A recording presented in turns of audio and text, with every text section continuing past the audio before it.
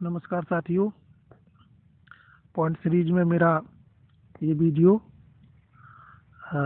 31 से लेकर 40 के अनुच्छेदों का वर्णन करेगा। आप मेरे साथ पूरे वीडियो में बने रहिए और आप लोग लाइक, शेयर और कमेंट भी कर दिया करें कि आपको हमारे वीडियोस कैसे लग रहे हैं, तो हमें जानकारी मिलेगी कि और हम इसमें क्या इम्प्रूवमेंट कर सकते हैं। ये भी हमें आप लोग बताते रहें। आइए, भारतीय संविधान के अनुच्छेद 31 से लेकर 40 तक के प्रावधान मौलिक अधिकारों से संबंधित हैं।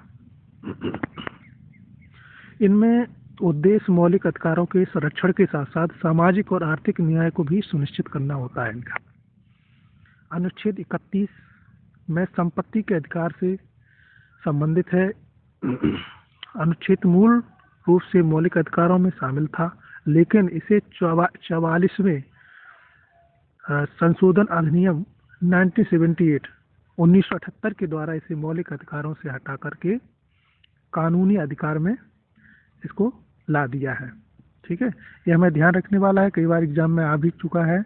44वें संशोधन अधिनियम 1978 में इसको संपत्ति का जो अधिकार था उसको हटा करके कानूनी अधिकार में दे दिया गया है।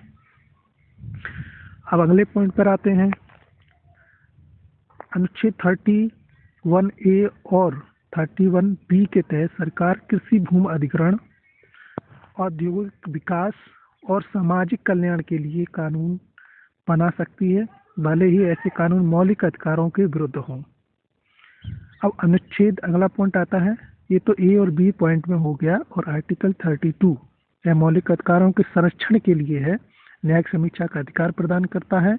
इस अनुच्छेद के तहत कोई भी व्यक्ति जो अपने मौलिक अधिकारों का उल्लंघन होने का मानता है कि हमारा उल्लंघन हो रहा है अधिकारों का, वह उच्च न्यायालय या सुप्रीम कोर्ट सीधे जा सकता है और उसकी सुनवाई वहाँ होती है और अपनी न्यायिक समीक्षा कराने के लिए मांग कर सकता है कि हमारे साथ हमारे मौलिक अधिकारों का हनन हो रहा है, तो वहाँ न्यायालय में सुनवाई होती है। अनुच्छेद 33 में आते हैं, इसमें सेना, नौसेना और वायुसेना के सदस्यों के मौलिक अधिकारों को सीमित करने, देखो जो हम एक सिविलियन को अधिकार है वो सेना के कर्मचारियों को नहीं दिया गया है। जैसे हम कहीं भी लाइव आकर के वीडियो कॉलिंग करने लगते हैं, है ना, सोशल मीडिया पे एक्टिव रह सकते हैं, वैसे वो अपने ड्यूटी पीरियड में उनको अनुबंधित किया जाता है कि वो लाइव नहीं कर सकते हैं। मतलब कई ऐसी चीज़ें होती है जो सार्वजनिक नहीं की जा सकती हैं, ठीक है ना, तो उन्हें जो है इनके जो मौलिक अधिकार हैं वो सीमित किए जाते हैं। ये हमारे अनुच्छेद 33 में दिए गए। इसमें सेना, नौसेना, वायुसेना के सदस्यों के मौलिक अधिकारों को सीमित करने के लिए संसद को कानून बनाने का अधिकार देता है, ठीक है ना। अनुच्छेद 34 किसी भी व्यक्ति अपने मौलिक अधिकारों के उल्लंघन के लिए मुकदमा करने से पहले संसद को कानून बनाने का अधिकार देता है। अगला पॉइंट है 35 आर्टिकल। इसमें अनुसूचित जातियों और अनुसूचित जनजातियों के मौलिक अधिकारों को संरक्षित करने के लिए विशेष उपाय करने के संसद को अधिकार है। मतलब अगर संसद को लगता है तो और भी इनके लिए प्रावधान कर सकती है। अनुच्छेद 36 मौलिक अधिकारों के बीच किसी भी संघर्ष को सुलझाने के लिए संसद को कानून बनाने का अधिकार है। कोई भी संघर्ष कहीं किसी देश में युद्ध या राज्य के आंतरिक मामलों में भी संसद अपने कानून बना सकती है। ये 36 के अंतर्गत निहित है। अनुच्छेद 37 मौलिक अधिकारों को क्रियान्वयन करने के लिए राज्यों की शक्तियों को सीमित करता है।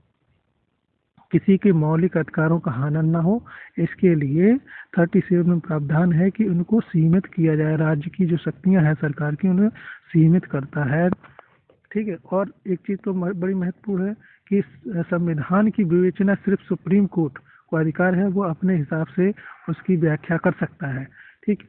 अनुच्छेद 38 में राज्य को एक सामाजिक व्यवस्था बनाने का निर्देश देता है। सामाजिक व्यवस्था बना सकता है, लोगों के कल्याण के बढ़ावा देने के लिए ऐसी कई योजनाएं होती हैं जो चलाते हैं। जैसे कि आज का 80 करोड़ लोग फ्री का अनाज ले रहे हैं, कई सब्सिडीज आती हैं, खाद पे जो उर्वरक है उस पर सब्सिडी किसानों के लिए कई छूट दी जाती हैं, जिससे कि वो कल्याणकारी योजनाएं ला सके। ये 38 में हमारे प्रावधान किया हुआ है। अब आर्टिकल 39 राज्य के लोगों के लिए निम्न प्रावधान किए गए हैं जो उनके लक्ष्य हैं: सामाजिक, आर्थिक, राजनीतिक न्याय, समानता की स्थिति, सभी के लिए न्यूनतम आवश्यकताओं की गारंटी दी होती है इसमें 39 में। अगला आर्टिकल है मेरा 40। ग्राम पंचायतों के संगठन का अनुच्छेद यह निर्देश देता है कि ग्राम पंचायतों के लिए इसमें निर्देश दिए हुए हैं कि वो कैसे कैसे संचालन करेंगे, पंचायतों का विकास करेंगे, ग्रामीण जनता नागरिकों के लिए क्या क्या प्रावधान है वो 40 में दिए हुए हैं। अब 31 से लेके 40 प्रावधान का महत्व क्या है हमारे लिए, आइए इसको समझते हैं। 31 से लेके 40 तक के प्रावधान मौलिक अधिकारों को संरक्षित करने और सामाजिक और आर्थिक न्याय को सुनिश्चित करने के लिए महत्वपूर्ण है। इन प्रावधानों के माध्यम से राज्य के लोगों के अधिकारों की रक्षा करने और एक न्यायपूर्ण समाज बनाने के लिए बाध्य करते हैं। अनुच्छेद 31 से लेके 40 तक के प्रावधान की कुछ महत्वपूर्ण विशेषताएं हैं, आइए उन पर भी चर्चा कर लेते हैं। इन प्रावधानों में मौलिक अधिकारों के संरक्षण के साथ साथ सामाजिक आर्थिक न्याय को भी सुनिश्चित करने का प्रयास किया गया है।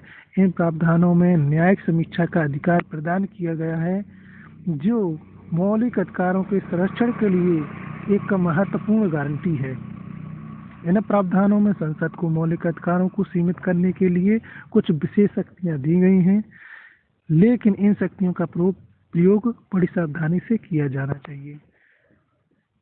अनुच्छेद 31 से लेकर 40 तक के प्रावधानों के कुछ महत्वपूर्ण निर्णय भी आए हैं जो सुप्रीम कोर्ट में जो केस हुए हैं उनके बारे में देखते हैं। केशवानंद भारती केस बनाम भारत संघ, ये 1973 का मामला था। सर्वोच्च न्यायालय ने यह माना कि मौलिक अधिकार संविधान के स्थायी ढांचे का हिस्सा है और संसद को उन्हें केवल संविधान के ढांचे के भीतर ही सीमित रहना चाहिए। मतलब मौलिक अधिकार में छेड़खानी नहीं किया जा सकता है, मतलब जो संवैधानिक ढांचा है उसमें संसद छेड़खानी नहीं कर सकती, वो ज्यों के त्यों ही रहेंगे और ज़रूरत पड़ने पर और जो बाकी के अनुच्छेद उनमें हम परिवर्तन कर सकते हैं संसद में संशोधन करके।